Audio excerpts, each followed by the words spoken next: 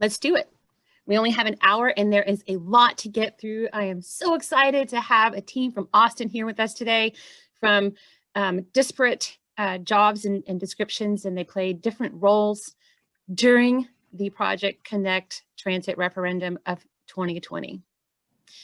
First off, for those of you who don't know, my name is Jessica Dauphin. I am the president and CEO of the Transit Alliance of Middle Tennessee, and welcome. Thank you so much for taking part in this conversation today. Really appreciate it.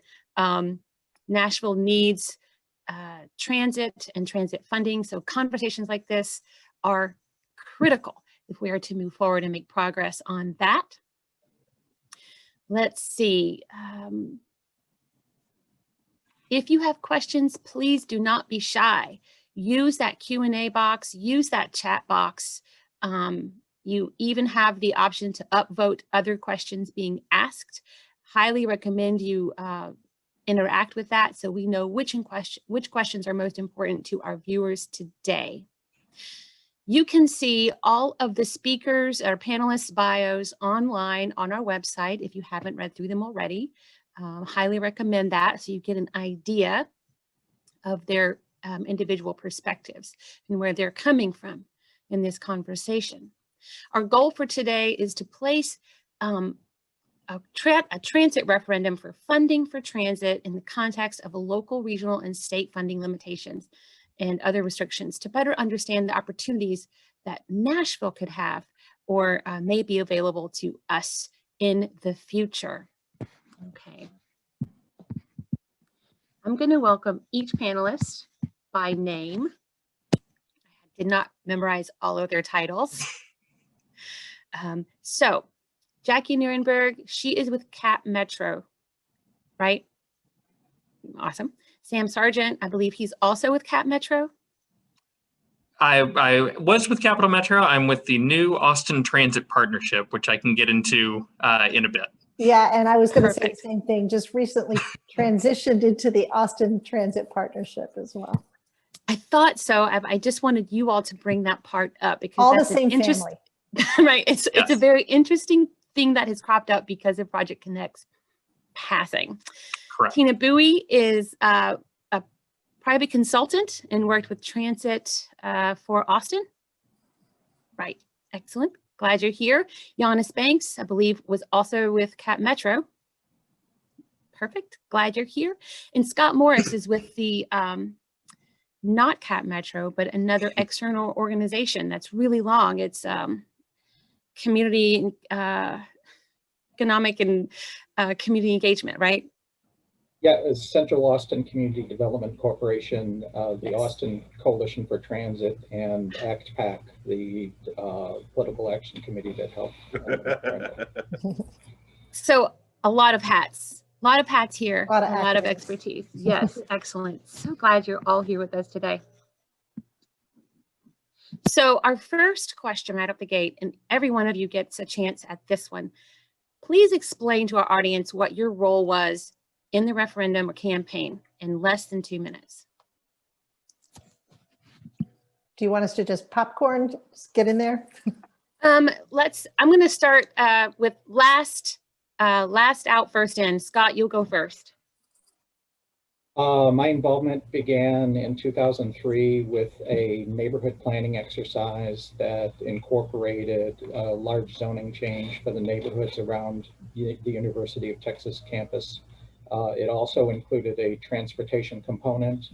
We wrote in a light rail alignment on that corridor.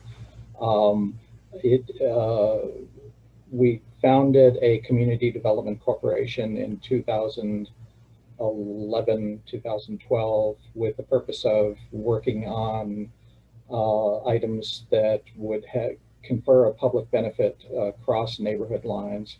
And at that time, we re-engaged with the high-capacity mass transit proposal and have about 8.5 years on organizing community members, advocating for policy changes, engaging with the planning process. Fast forward to 2020, Project Connect actually evolved over about a 2.5 year period. Fast forward to 2020, we established a political action committee to help augment some of the messaging for the campaign. And we distributed about 1,500 signs along roadways and at polling places with a team of volunteers, and had a good outcome. But we have been engaged as stakeholders during this process. Great. So I got a long timeline there from 2011 or 2010 all the way through 2020. We'll come back to that. Yannis, what was your take or your involvement? Yeah, so I started working for Cap Metro in 2017. 2017. Came on, Jackie brought me on. I'm part of her team, and my main focus was the hard to reach community, because from the title, from that description, it's hard to reach. And I think we've learned from past attempts to passing something in transit that we needed to make sure we reach out to that community and get their feedback and involvement in order for this to pass. And so a lot of what she had me working on was building up those partnerships. I think we were doing a lot of sponsorships, but when I started on, one thing Jackie mentioned to me is that we want to do partnership with them and not sponsorship, so we can have them help us be advocates in the community for this project. So when they may not trust government or what Cap Metro is saying, we can have a trusted face, a trusted community, a trusted group saying, this is what this project will do. This is the plan for it. This is how you can be involved. Here are the facts. Here are the non-facts. And they can just lay out the information and have that credibility. And so, they had me out there. She had me out there, just trying to form those partnerships, especially with the groups I've already had relationships with, bringing those previous relationships over and saying, you trusted me before, I need you to trust me again and keep trusting me that, I'm not going to steer you wrong. I'm not going to lie to you. And then just going out to other meetings and just, telling them what we want to do and getting that feedback from the community. Great. So it sounds like building trust in communities was one of the top priorities, basically. Yes. Right. So beyond having a good plan and being involved otherwise, building that trust in your communities was job number one for you. Yes, ma'am. If they don't like it or support it, it wasn't going to pass. If they had their reservations, it was going to fail. So we had to build trust that wasn't there previously for a multitude of reasons. And so we had to do what we had to do to get that trust. We knew what it would take. Critical. That sounds critical. Yeah. To build the trust, even after it passes, we still have to show. You're still doing the work today. Right. We meant what we said. Yeah. You don't just drop it. Yeah. Okay. So we'll come back to that a little bit probably in a future question. Tina, what was your role? Hi, my name is Tina Bowie. I was with Transit for Austin. I was very fortunate to be with Transit for Austin, and I served as the coalition liaison and kind of operations manager for the effort.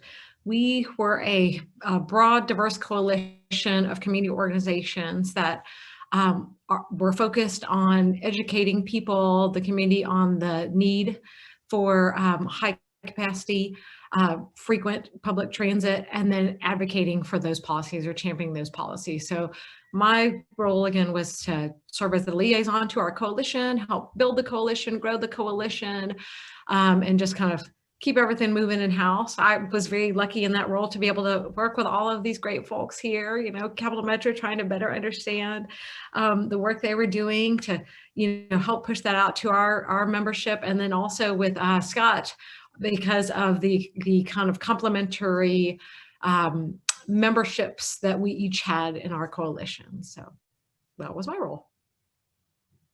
Great. Thank you so much for that. Also sounds very critical. When did your work start in earnest?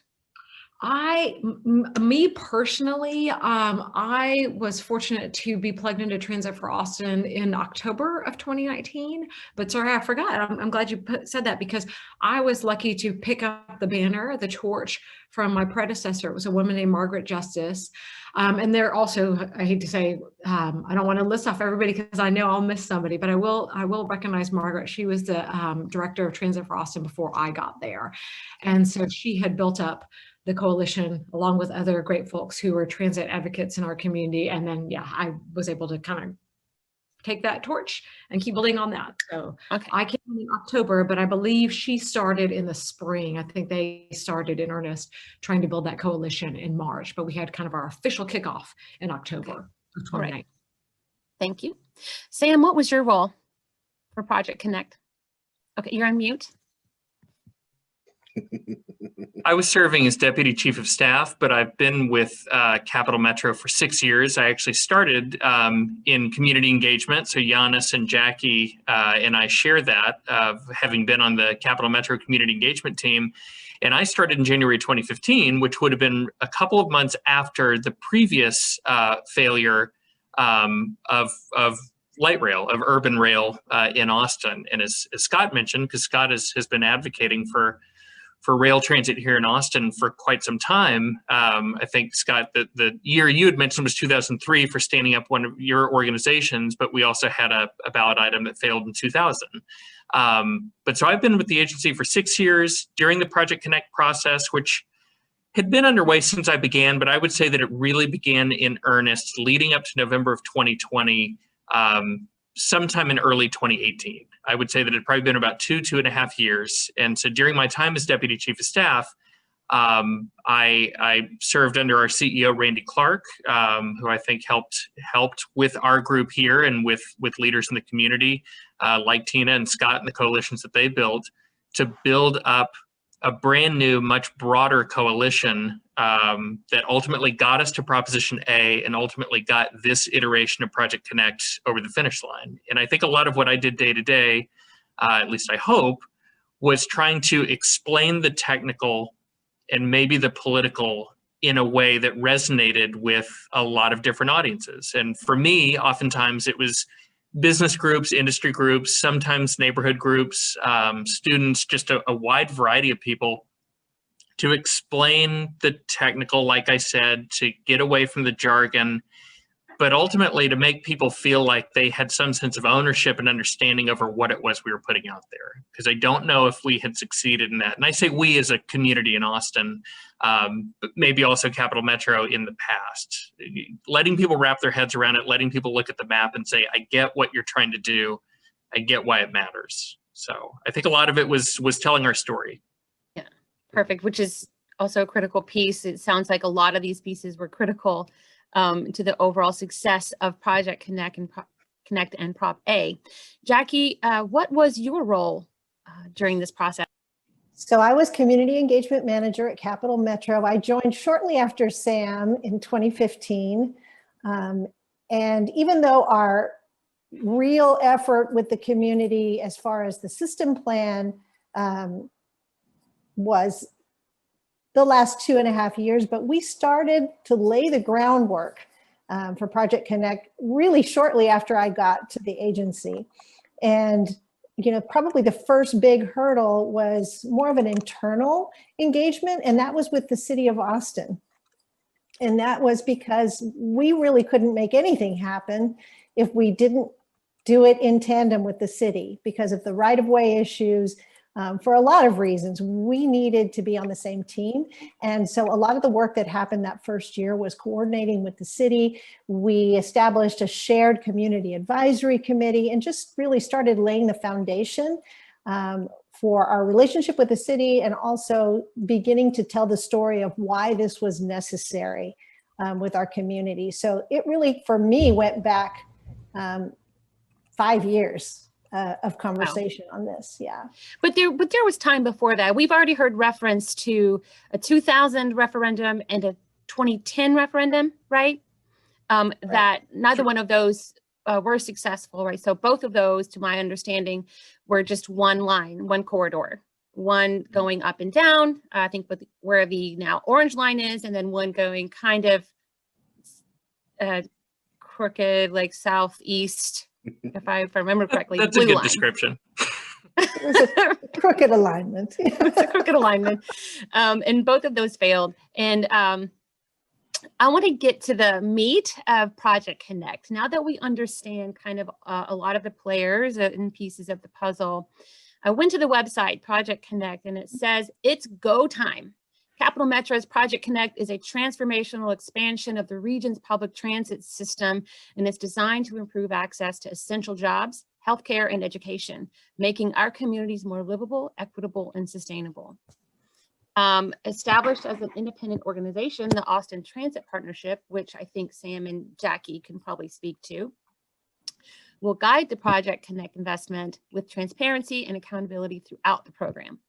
So with that said, Sam or Jackie, do you mind popping in and giving us a real quick lightning round Cliff Notes version of Project Connect? What is included and how is it being paid for? Jackie, do you want me to Go for grab it. that one? Sure. So Project Connect is a $7.1 billion transit package, and so that number is capital.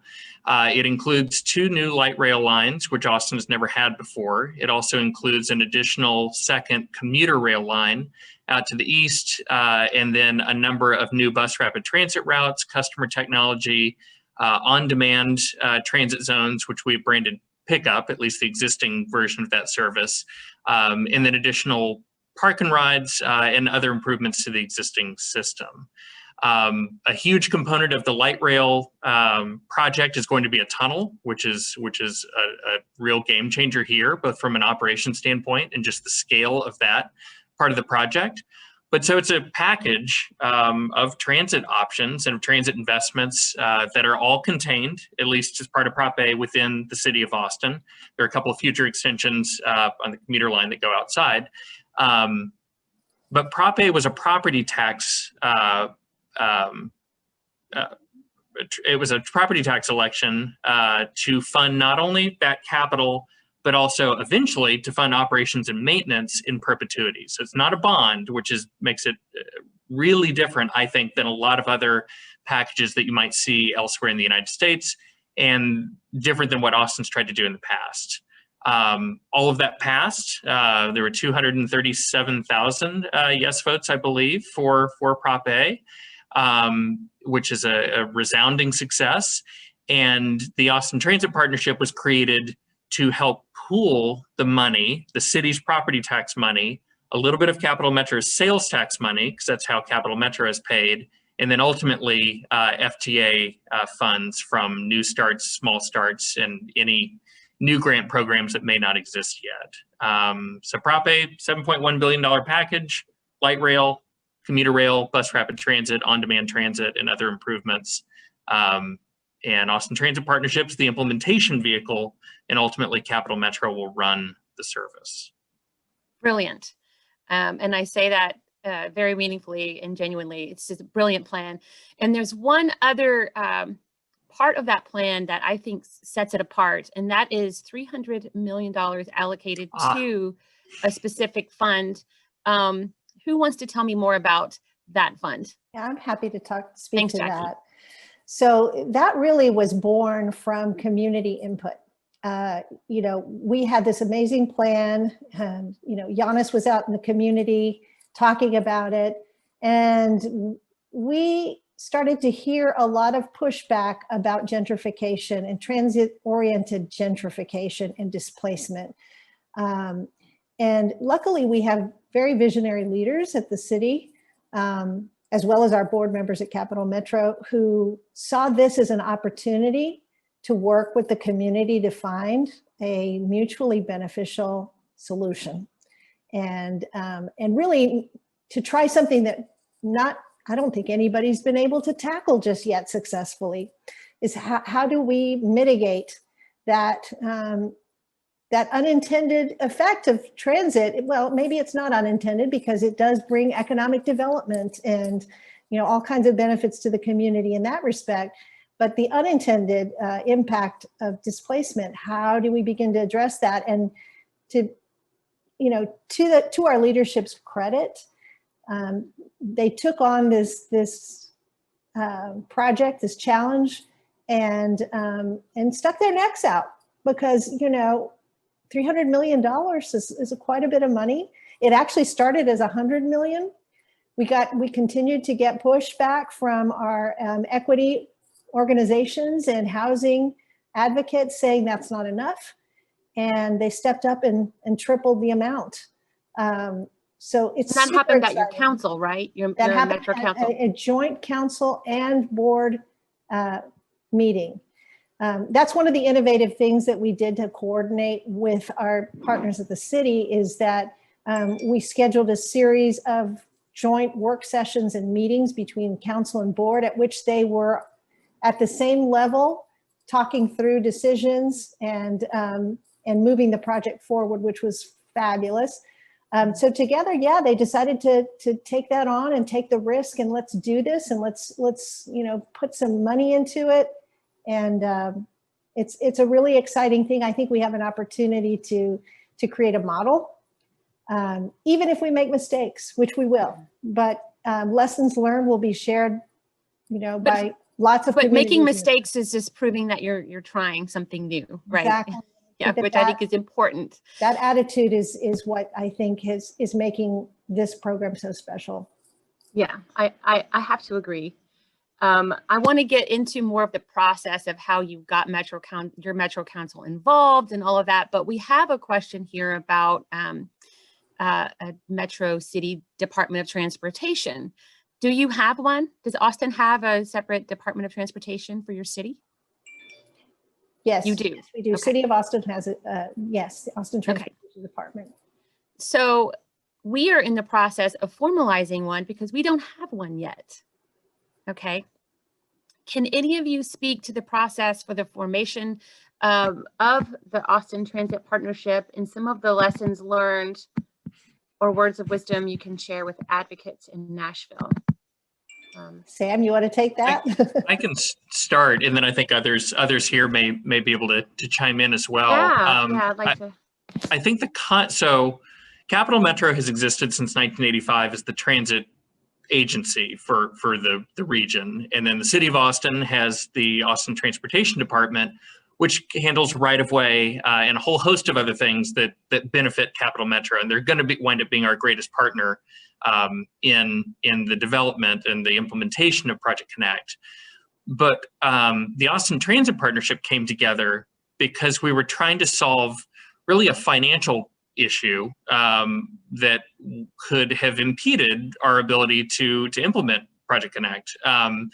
The city was the only one in a position to raise property tax funds, and even before we got to that decision to go with a property tax rate, it was the only one that could have issued bonds of that size had we gone the bonding rate. So Capital Metro, by statute, has very, very limited bonding capacity.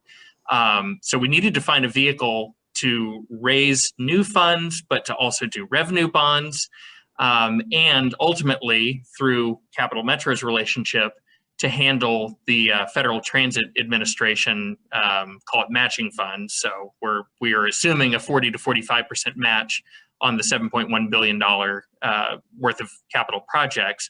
But so that was what the ATP was put there for. It was going to be a joint venture between Capital Metro and the City of Austin, but we needed a legal entity to hold that money, to bond out for more money, and then ultimately to hand back everything that's constructed to Capital Metro, or there may be instances where it's the city. So that was the problem we were trying to solve. And we looked around the United States to look at other places that were trying to solve similar problems, where you had multiple agencies trying to coordinate money, trying to coordinate right-of-way, a lot of things like that. And there were some good examples out there in the Bay Area with the Peninsula Joint Powers Authority, or Caltrain. Valley Metro in Phoenix is a great example, and probably the best example, where you have a transit authority that stood up Valley Metro Rail to build out their first part of their light rail system. And it was in partnership with the City of Phoenix, and the FTA was involved through the City of Phoenix. So it was a pretty complex dance to come up with this independent entity. And at the same time, also, I think as we talked to people in the community, and we talked to the business community and a lot of other folks, they were looking for an independent entity, not just a new city department, not just a new Capital Metro department, to handle this, because it's brand new and it's going to require a lot of different partners. And at some point, it may cease to exist once the work is done. And so this was the solution that we came up with. I think it was a compromise in the best sense of the word. And I think that it's a vehicle that will give us a lot of flexibility as we move forward and build up the system. I don't know if anyone else has any kind of technical or financial or probably even better community perspectives on how that came to be. Yeah, I think this audience would love to hear some more of the community perspective. I'm looking at Yannis, Tina, Scott. You three were out there. What can you tell us? What, in your opinion, what contributed to the overall success of Project Connect, given your work in the communities? Scott, Well, you unmuted first. Sure.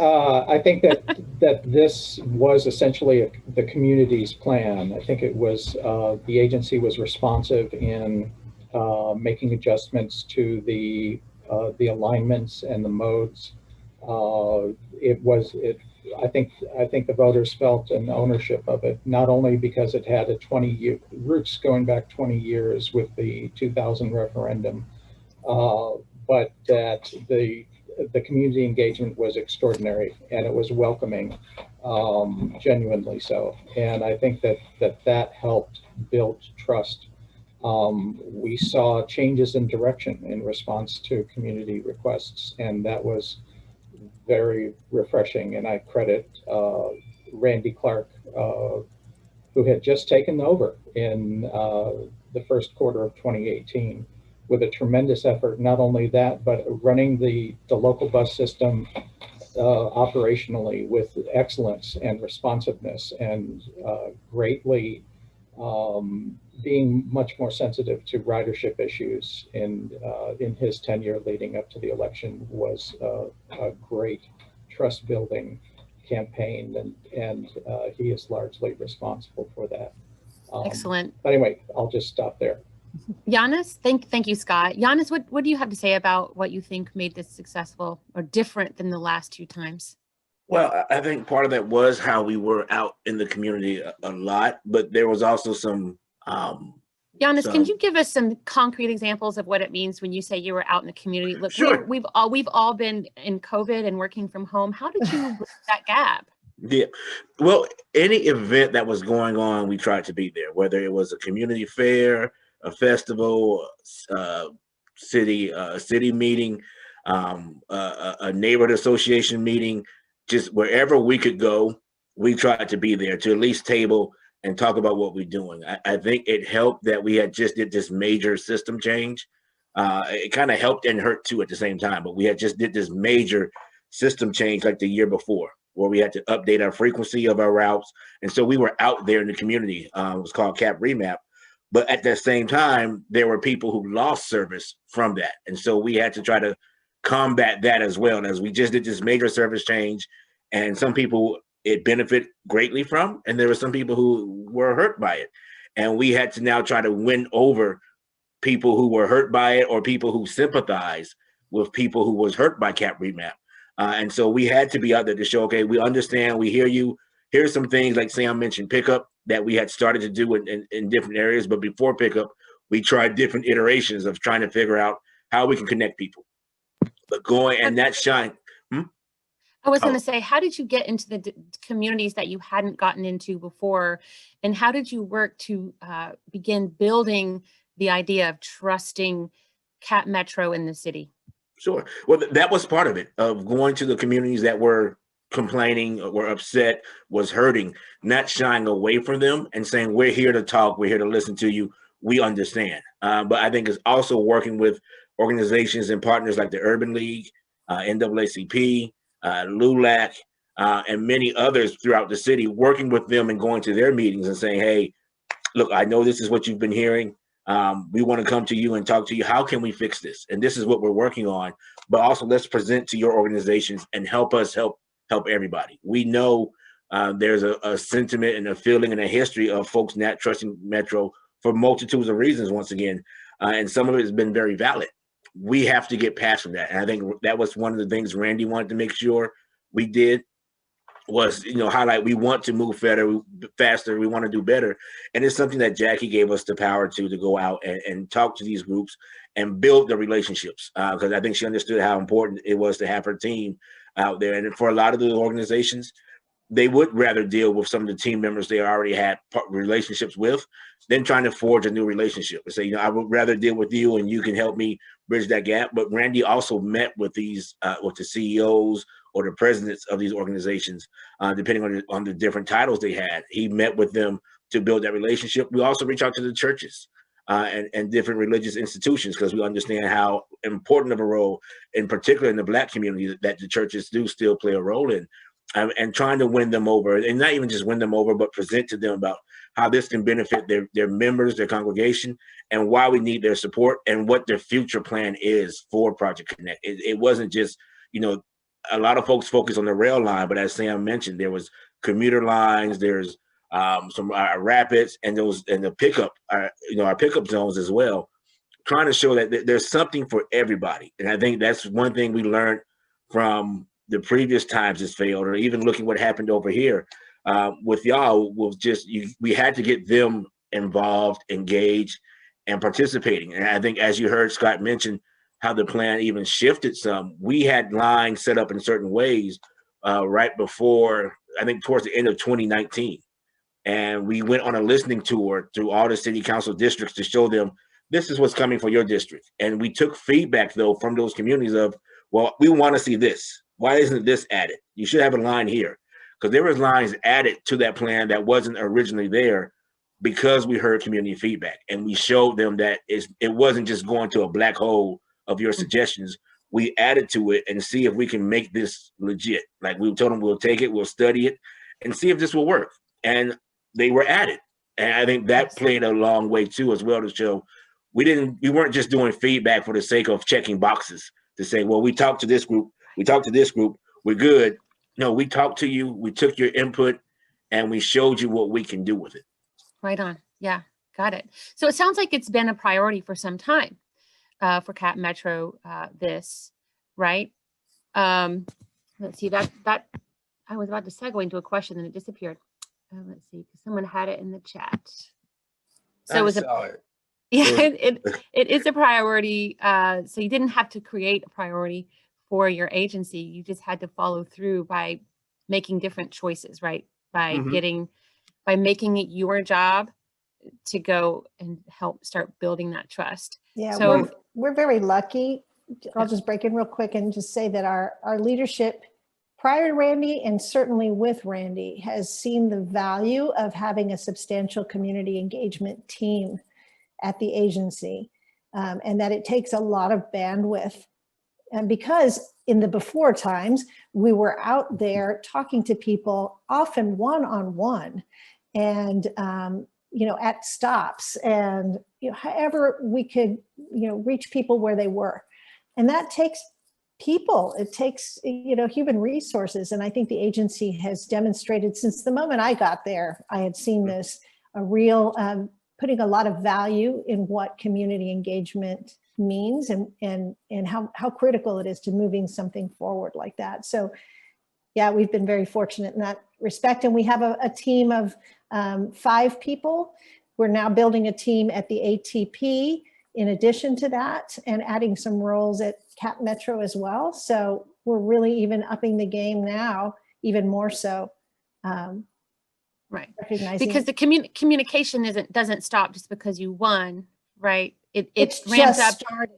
It was just starting, right on.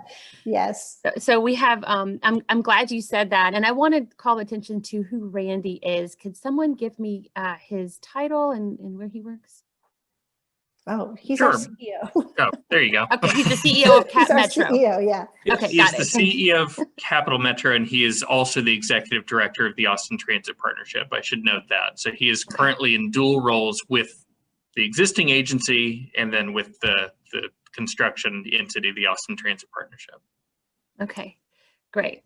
And it sounds like he was a real he really came in and galvanized the process in a lot of ways, right?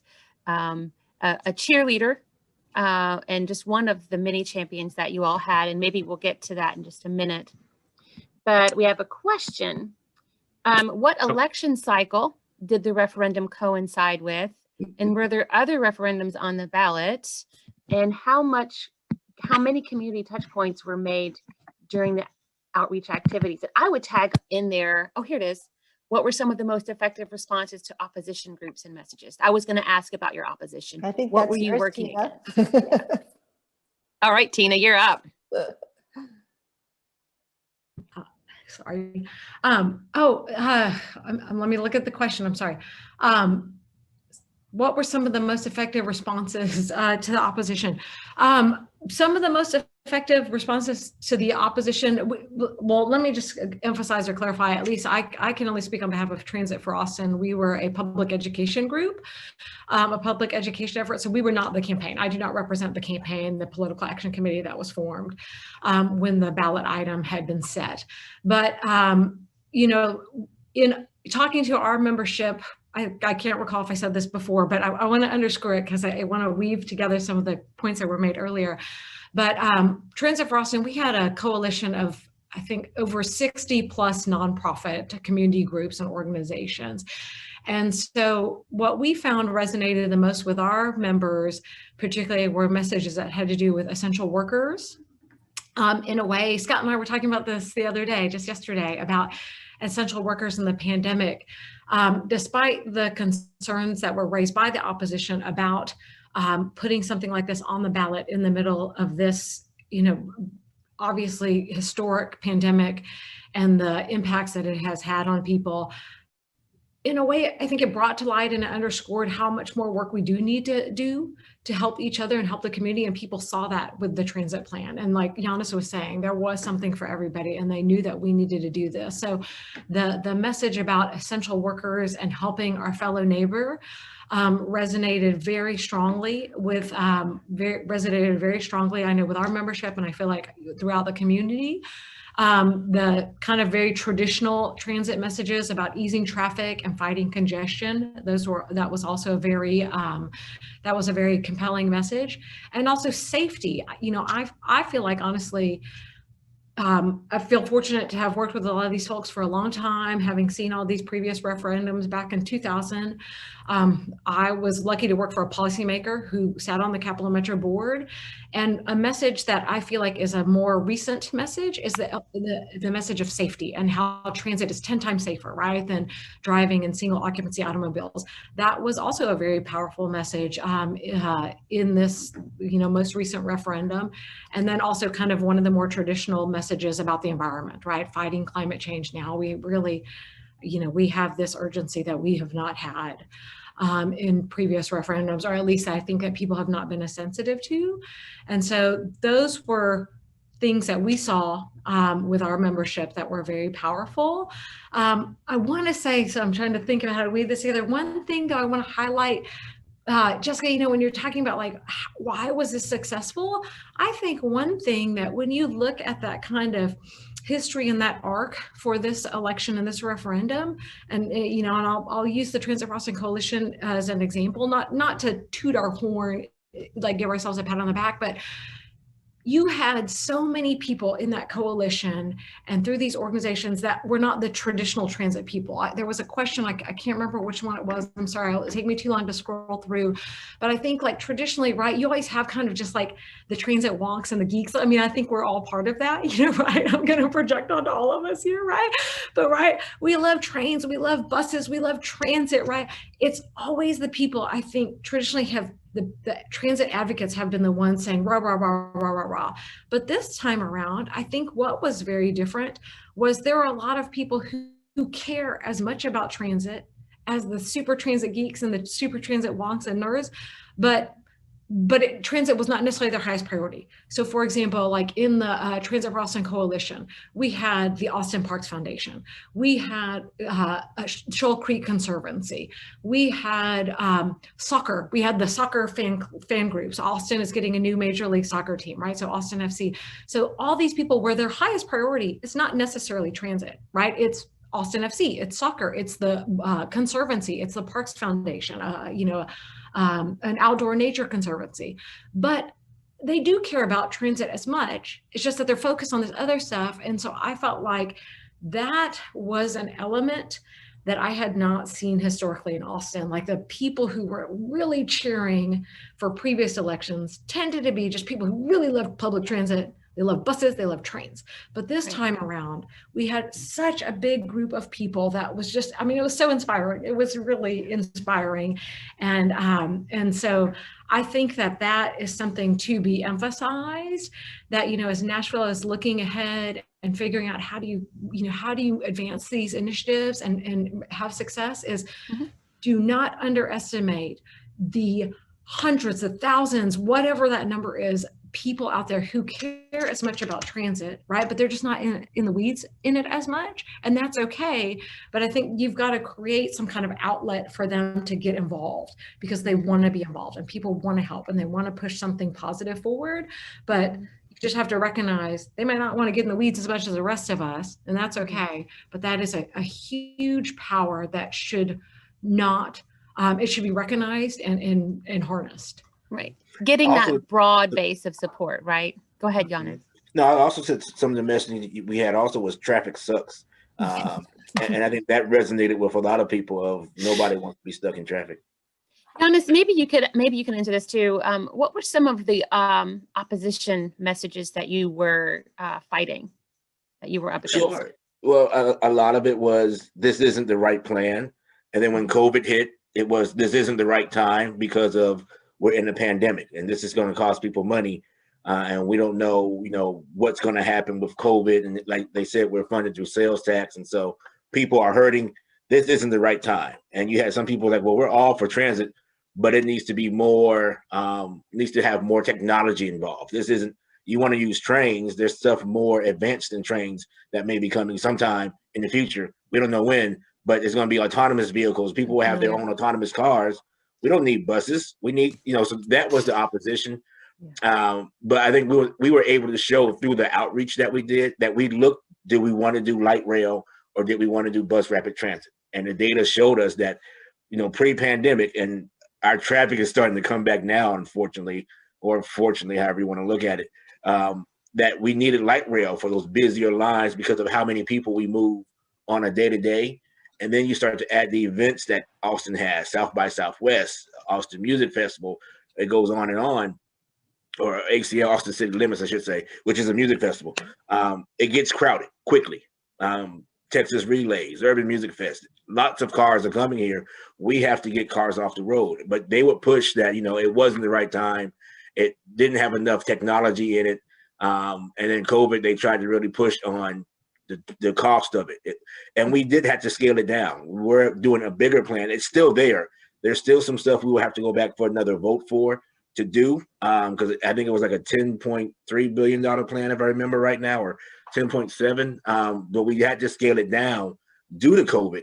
And so we took that into place of now, what people were going through. And I think that helped to combat that message of it's not the right time or the cost is too much. But we also pushed back of, we saw what traffic was beforehand. We have to plan ahead of time, because I think a lot of people understand that Austin traditionally hasn't been known to plan ahead. We've always been reactionary, and we push back that this is a generational plan where we will build stuff out, and this is a chance for us to set groundwork and move forward and be prepared to do more as we move forward. And I'll just jump on there real quick and just say that, one of the things I think that helped us counteract some of the messaging, and there was also a lot of misinformation. People were spending a lot of money to get misinformation about how much this was going to cost you, and taxes were going to go up 25%. And I think the fact that we had been very deliberate during the alternatives analysis process about showing our work and how decisions were made, down to here's how much time you would save traveling from point A to point B if you're on light rail, and here's how long it would take you if you were on bus rapid transit, and here's how much, at that level. And so we were in front of a lot of that, so that by the time some of those counter messages were out there about this is not the right time, we'd already talked about the fact that we were going to be producing this many jobs, that billions of dollars of economic development. All of those messages were already out there and being spoken about before they even had a chance to get theirs out there. So I think that helped a lot, that we were ahead of the game. And one I thing want to mention. I'm sorry, Yannis, go ahead. No, just one more thing that we ran into with that is Sam and our legal department did a great job. I'm not sure how y'all are set up there or in other places, but once this referendum was called, we as Cap Metro staff and employees couldn't advocate for this program anymore. We could only go out and explain to people. That's what it took Tina Bowie and Scott and the other groups to say, this is why you should do this. This is why this is great. We can only say, hey, look, there'll be 2 light rails, some Metro Rapids, and some pickup zones, and it's going to cost this much money. Have a good day. But it may be different where you are, where you may still be able to advocate once you do that. It's based on your laws. But that was another thing we had to be dependent on the other groups for, is that once the bond was called or the referendum was called, we couldn't advocate. We could do it beforehand, but at that point, they was very strict with us. And, Sam did a great job of doing the presentation of say this and nothing more. They put the presentation together and don't steer away from it. We couldn't give opinions. Say, I think this is going to be awesome. We can only say, this is what it is. Yeah, let me, if I may, just take a minute, quick minute to show you a visual of what we've been talking about with the messaging. If I can get my screen share going, here we go. Can y'all see that? Mm-hmm. Yes. Okay, that is the messaging that touched on the essential workers. We had several of these signs and distributed them in the polling locations and various. It's about time, touching on the 20-year campaign that the failure. Again, it's about time. We had some signs translated in Spanish to reach out to those communities. Absolutely, you're home on time. Here is a presumably single mom who doesn't have to pay the daycare extra because she's picking the kid up late. Clean air machine. This touched the demographic of the progressives who were in the older demographic and were also being pressured by the opposition campaign in terms of cost fear. That was a big counteraction. This was a large format, wide sign. We had a lot of fun with this, and we did this with a graphic designer. Worked with TriMet in Portland to obtain that image, the images for that the rights for that image, and that was a successful, converted into a successful print ad. Designated driver for the student areas, always a favorite. And then finally, the overarching theme is keeping calm and doing something to save 2020. This was a campaign of faith. This is going to get better. We can see the end of this. Let's salvage 2020 with something really positive. The scale, I think, of the proposal actually worked to its benefit. We were able to counter concerns with its cost, with turning that around and enumerating the vast benefits it would confer. And I think that was a good turning point in the messaging, to where this is not a limited scope investment for a select few of us. Everyone can get it. This is something that is a long deferred first step, and will bring equity to the city and Trent and a number of other benefits. But de-emphasize the congestion, because Austin is a growing city. Austin will have congestion forever as a healthy component of a growing economy. And we did not want to make the argument that this was a congestion reducer. And I think that actually was a good move. We instead focused on the civic amenity.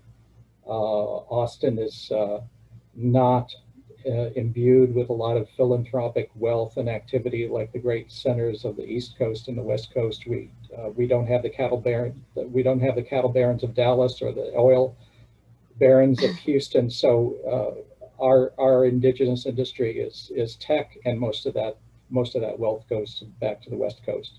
So we really are looking. This was, I think, a first step toward civic greatness on a scale that is enjoyed in other metropolitan areas. Thank you for that, Scott. I want to reiterate. I'm sorry, Tina. I know that you've got to hop off in just a couple minutes, but I've got a lot of questions building up about communication specifically. And what I wanted to say is that yes, Cap Metro was doing their fair share of communications with their team of 5. Is that right, Jackie? Mm-hmm. You had a team of 5. Okay. But we also have a marketing communications team as well. Okay. So yeah. Yes. And then also there was Scott's team and Tina's members. And there was also a separate campaign, right? Right. Running That's correct. also. So can you give us an idea of were you all just on your own to make up these messages, or was there a centralized messaging, I don't know, cornucopia where you were all going and feeding at the same trough essentially to get these messages? We were all by ourselves, and I think Capital Metro had to be by law. The other PAC was Mobility for All, and they spent over $1 million on ad placement and signage and did the heavy lifting of the traditional campaign. We were very, very small by comparison. It was a triad. I believe the agency ran educational ads that were excellent. And they really did not persuade directly voters to cast their votes, but their materials were robust on billboards, educating, and so I think it was a three-pronged approach: education by the agency, advocacy by the PACs, and it was really a tremendous effort by TFA, that the coalition of groups organizing all of those large institutional groups and community-based groups. So was there any coordination between all of you, all of the different groups? Not really, Jackie. I would say, I mean, I guess maybe not in the formal sense, but I feel very fortunate. I do think, like, when I look at all of y'all on the screen, I do feel like we all were very kind of naturally collaborative and conscientious of wanting to understand the information, so that, right, for each of our different purposes, you know, we were well informed. Like, I know I would talk to Scott and he would help educate me on stuff, and I would talk to Sam or Jackie and I'd be like, hey, can you help me explain this, because our people are wanting to understand this. And so we didn't have any kind of formal mechanism per se, but I think naturally we all, I mean, we didn't work in silo. You see what I'm saying? It's hard to say. It's hard to describe. It wasn't like, we didn't coordinate our strategies, but we Right. were all talking with one another all the time. Yeah. Yes, Got it. absolutely, because I think it was part of, you know, again, just each of us kind of had our different focuses. And in order to execute that well, I think we benefited from the communication with each other, because it just, you know, it helped make all of us, I think, better informed, so that we could execute our different approaches. Thank That's you, one Tina. thing. Thank you so much. There isn't a unitary model for a pro campaign. I think that what we demonstrated is that this plan was a Rorschach test for supporters to use a plurality, that they responded to a plurality of messaging that was each individual as their own supported this in their own way. So I get a sense of that too. There wasn't one single message, there were several messages. Tina, I know you've got to go. Thank you so much for joining us today. I'm so glad to hear from you and see you engaging with us in this way. Yeah, you too as well. I'm sorry to interrupt. And if I can ever be of help to you, Jessica, anybody, just holler at me. But thank you all so much. Good luck, Nashville. Okay. Thank you, Tina. Bye. Before we hop off, there's one more question from someone I highly respect in our community. Can you share a detail about the iteration, how it worked with the community? Because it can be really hard to match the costs in engineering design needed to know the costs to the revenue sources. How did you do that quickly and in real time? Just real quick, yeah. I'll take a quick stab at it. So I think it was a couple of things in terms of our leadership, and in particular, Randy and the board. They were willing to disrupt the process to make sure that it was responsive to the community's needs, because they had their eye on the end game, and the end game was to make this project happen. And so sometimes our poor consulting, and we had wonderful consulting teams, just really, and continue to have amazing people as an extension of our staff, but that sent them running in all different directions a lot of the time. And I know that was hard and very frustrating for the consulting team, but because of the political will at the top to do that and be responsive I think that was a big part of why we were able to iterate and be responsive in real time. I don't know if Sam, you wanted to add to that? Yeah, no, I think that's great and was very succinct, Jackie. I mean, I think that we had a great team. I think that we had great coalition members from early on, Scott, Tina, and everybody else that they pulled together, everybody that Yannis and Capital Metro's community engagement team was able to pull in. But I do think that we were able to come up with a number that covered all of the needs in the community and a lot of what people have been asking for a long time. And then to just be very honest about it and say, this will be a lot of money, but now let's talk about what this will mean for transforming this region. And also, and this may be true in Tennessee as well, I would imagine that it is part of what I would say is we're also making it for lost time. I mean, we're growing at such an exponential rate in the community for different reasons, not saying they're invalid, chose not to make those investments earlier. Or maybe they were the wrong investments. I don't know, but we just had not committed to this type of infrastructure, this type of project. So it was going to cost a lot. And we were very straightforward about it. And like Yannis said, the number eventually came down a bit because there are other components we may do later. But we were honest and had a great team to pull together hard numbers and hard facts very early on. I think that went a really long way. The community didn't feel like it was just a marketing spin. It helped that we studied everything too. We didn't just come out and say it's going to be light rail. We studied the cost of bus rapid and light rail and was upfront to the community. Here's your trade-offs. If it's bus rapid, we can do it for cheaper and we may hit capacity at an earlier time, but we will be able to do it for cheaper and move less people. If it's light rail, we'll have a longer time for capacity. It's going to cost some more money, but we can move more people. And so we've studied, I think, like she said, the consulting team and the engineers, they've studied, I think, everything. Should it be a downtown tunnel? Could it not be a downtown tunnel? A bridge? No bridge. New bridge. Do this bridge. I think we looked at every possible way so that when we did this, the community would know we're looking at I think Randy always said there's nothing off the table, for the most part.